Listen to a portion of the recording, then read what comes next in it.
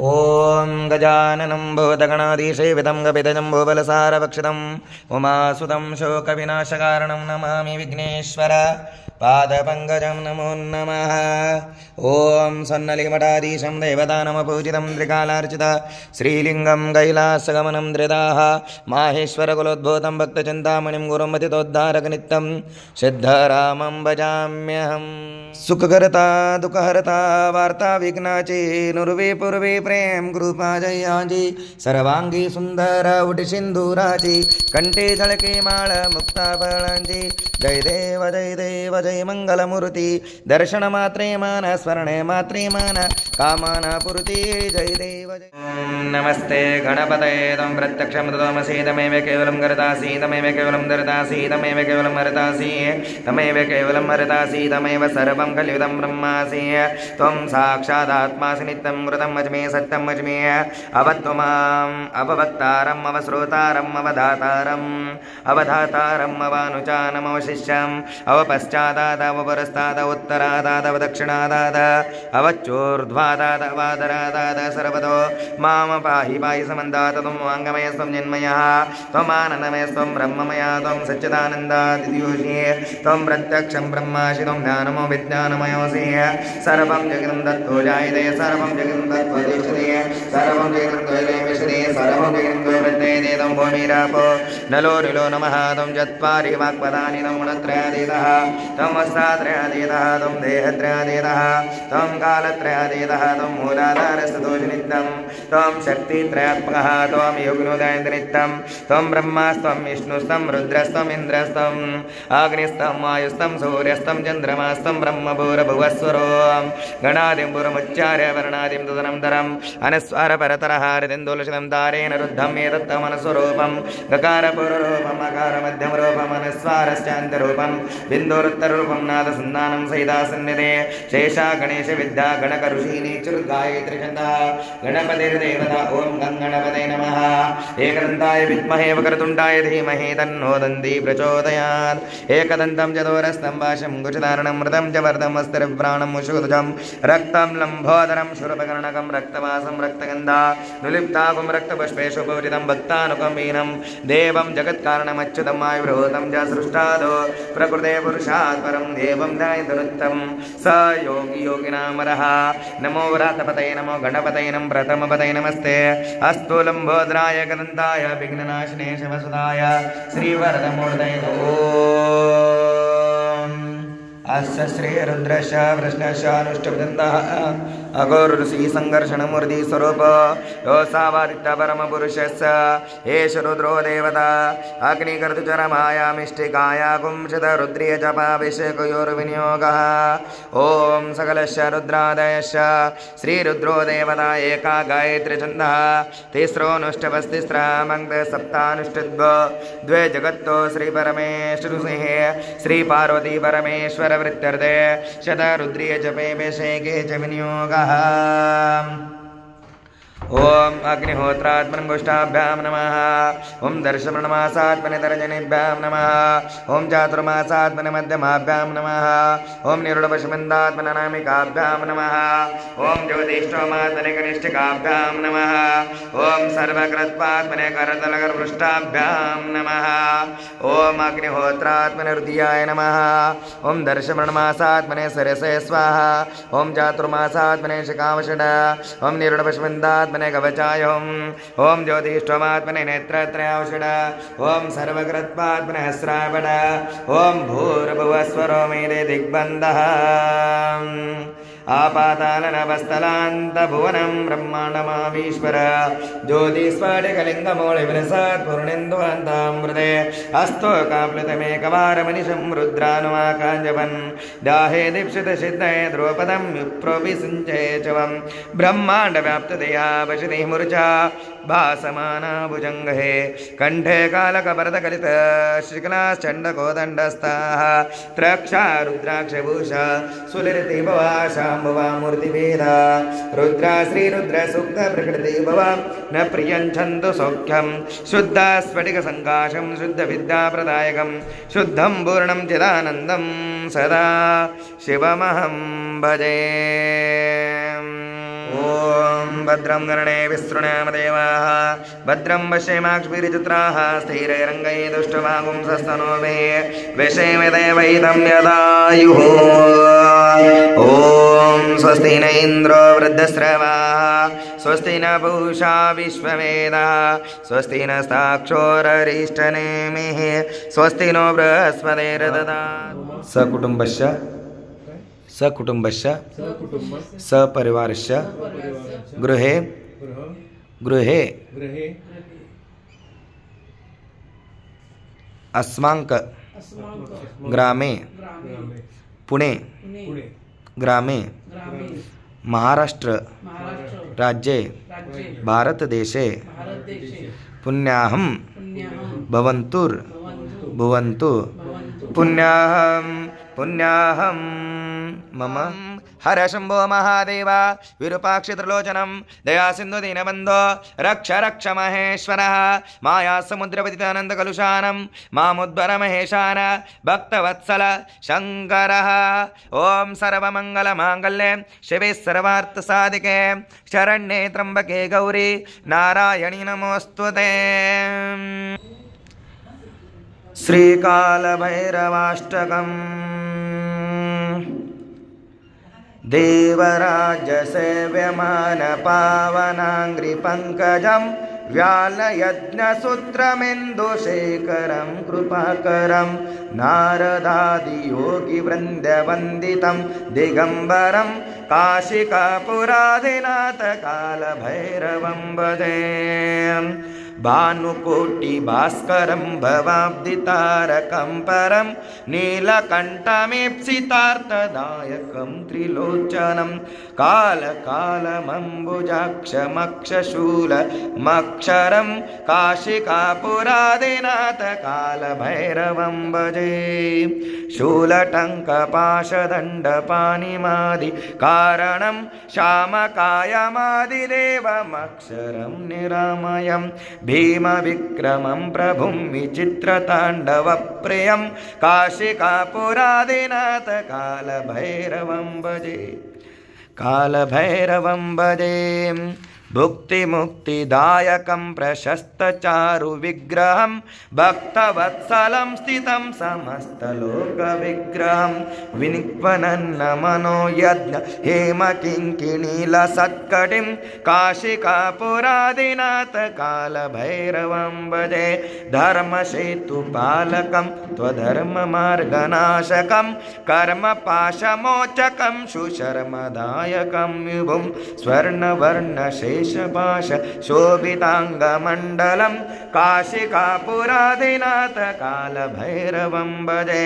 रत्नपादुकाप्रभाभिरामपादयुग्मकं नित्यमद्वितीयमिष्टदैवतं निरञ्जनं मृत्युदर्पनाशकं करालद्रंष्टमोक्षणं काशिकापुरादिनाथ कालभैरवं भजे। अट्टहासभिन्नपद्मजाण्डकोश सन्तितिं दृष्टिपातनष्टपापचालमुग्रशासनम् अष्टसिद्धिदायकं कपालमालिकन्दरं काशिकापुरादिनाथ कालभैरवं भजे। भूतसङ्गनायकं विशालकीर्तिदायकं काशीवासलोकपुण्यपापशोषकं विभुं नीतिमार्गकोविदं पुरातनं जगत्पतिं काशिकापुरादिनाथ कालभैरवं भजे। कालभैरवाष्टकं पठन्ति ये मनोहरं ज्ञानमुक्तिसाधनं विचित्रपुण्यवर्धनं शोकमोहधन्यलोभ कोपतापनाशनं प्रयान्ति कालभैरवाङ्घ्रिसन्निधं नरा ध्रुवम् इति श्री शङ्करार्चितं श्रीकालभैरवाष्टकं सम्पूर्णम्।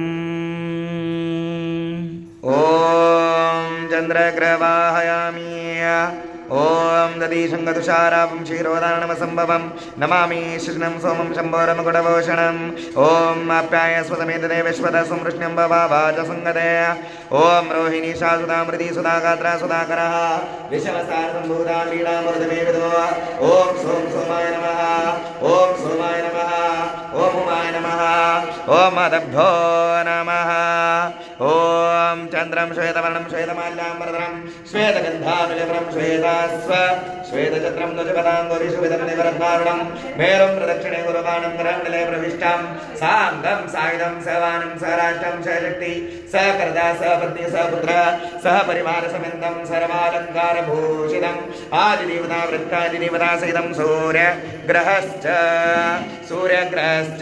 अग्ने दिग्भागे चतुरस्तमण्डलमदे तण्डुलधान्यसोपरि भगवन्ताम्बुवाः नमो चन्द्रग्रहवाहयामि ॐ भूर्भुवः चन्द्रग्रहवाहयामि मम स्वाहा चन्द्रग्रहवाहयामि चन्द्रग्रहपूजनार्थ हरिद्रां कुङ्कुमञ्च गन्धपुष्पाक्षतां समर्पयामि नमस्कारं करोमि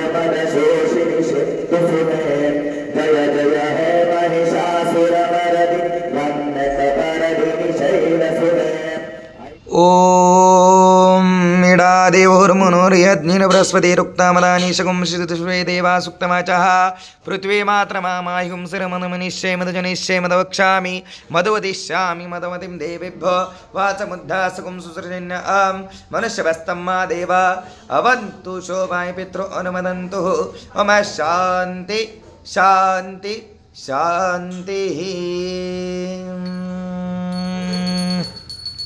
ॐ सर्वमङ्गलमाङ्गल्ये शिवे सर्वार्थसाधिके शरण्ये त्र्यम्बके गौरी नारायणी नमोऽस्तुते ॐ नमो गन्धद्वारं दुरादर्शां नित्यपुष्टां करिमीश्वरगुं सर्वभूतानां दाम्योपहृदय श्रियं ॐ महालक्ष्मी च विद्महे विष्णुप्रियाय धीमहि तन्नो लक्ष्मी प्रचोदयात् ॐ नमो वनस्पतिरसोपेतुकुन्दारुदुपत्तमः आग्रे सर्वदेवानां धूपूजां प्रतिगृह्यताम् ॐ नमो नमः शिवाय शान्ताय नमः सोमाय शम्भवे नमः शिवाय कल्याणी पतये नमो नमः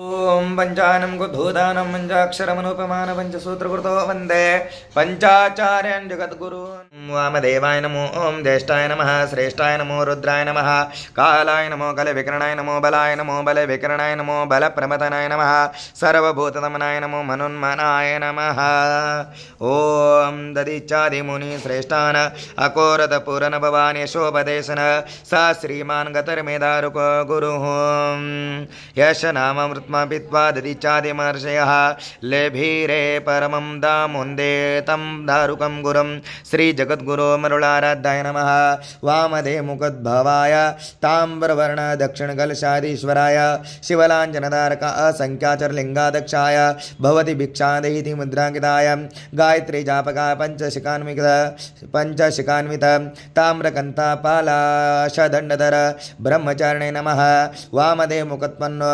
नन्दिगोत्राधीश्वराय वृष्टिसूत्र आपतुत्व पालाशदण्डधराय ताम्रकमण्डलधारणे द्वयक्षर शिवाचार्य दारुकाचार्याय मरुणाराध्याय मकारबीजाक्षरधारकाय माया पंचाक्षर मंत्र प्रदात्रे उज्जैन जगद्गुरवे नमः श्री जगद्गुरु दारुकाचार्य नमः दारुकाचार्यमावाहयामि स्थापयामि पूजयामि गन्धाक्षत पत्रं पुष्पं धूपं दीपं नैवेद्यं नैवेदान्ते पानीयं समर्पयामि नमस्कारं करोमि ॐ परमानन्दबोधाब्धो निमग्ननजमृदय साङ्गोपानं स्नानं कल्पयामि प्रसीद मे ఓం గంధద్వారం దురాదర్శానిత్యపుష్టాం గర్హిణీశ్వరిగుం సర్వభూతానాం దామ్యో పురదయ శ్రియాం. ఓం సర్వతోభద్రాయ నమః. ఓం బ్రహ్మణే నమః. ఓం సోమాయ నమః. ఓం ఈశాయ నమః. ఓం ఇంద్రాయ నమః. ఓం అగ్నే నమః. ఓం యమాయ నమః. ఓం నైరుత్యై నమః. ఓం వరుణాయ నమః. ఓం వాయవే నమః. ఓం అష్టవసుభ్యో నమః. ఓం ఏకాదశ రుద్రభ్యో నమః. హర ఓం హర శంభో మహాదేవ రూపాక్షద్రోజనం దయా సింధు దీనబంధో రక్ష రక్ష మహేశ్వర మాయా సముద్రవజితానంద గుల్శానం మామద్వర మహేశాన భక్తవత్సల శంకర శివహర శంకర గౌరీశం వందే గంగాధరణీశం రుద్రం వశుపతిమీశానాం కలయే కాశీపురనాథం విశ్వేశా తవ శరణం విశ్వనాథ తవ శరణం బాలలోచన పరమానంద నీలకంఠ తవ శరణం గౌరీశా తవ శరణం. ఇంద్రాయ నమః. ఓం ఇంద్రం ఆవాహయామి స్థాపయామి పూజయామి. ఓం యమాయ నమః. యమం ఆవాహయామి స్థాపయామి పూజయామి. ఓం యమాయ నమః. యమం ఆవాహయామి స్థాపయామి పూజయామి. ఓం నైరుత్యై నమః. నైరుత్యం ఆవాహయామి స్థాపయామి పూజయామి. ఓం వరుణాయ నమః. వరుణం ఆవాహయామి స్థాపయామి పూజయామి. ఓం వాయవే నమః. వాయుం ఆవాహయామి స్థాపయామి పూజయామి. ఓం కుబేరాయ నమః. కుబేరం ఆవాహయామి స్థాపయామి పూజయామి. ఓం ఈశానాయ నమః. ఈశానం ఆవాహయామి స్థాపయామి పూజయామి. ఓం బ్రహ్మణే నమః. బ్రహ్మణం ఆవాహయామి స్థాపయామి పూజయామి. ఓం అనంతాయ నమః. అనంతం ఆవాహయామి స్థాపయామి పూజయామి. ఓం నమో దశ దిక్పాలక దేవతాభ్యో హరిద్రాం కుంకుమం జగంధ పుష్పాక్షతాం సమర్పయామి నమస్కారం కరోమి. ఓం జపాకుసుమసంకాశం కాశ్యపేయం మహాదీప్తమోయం సర్వపాపఘ్నం ప్రణతోస్మి దివాకరం. ఓం సూర్యాయ స్వాహ. సూర్యాయ నమః. ఓం అగ్నేయ స్వాహ. ఆగ్నేయాయ నమః. ఓం నమో దివిశంగతుషారావం క్షీరోదర్ణమ సంభవం నమామి శృణ్యం సోమం శంభురముకుటభూషణం.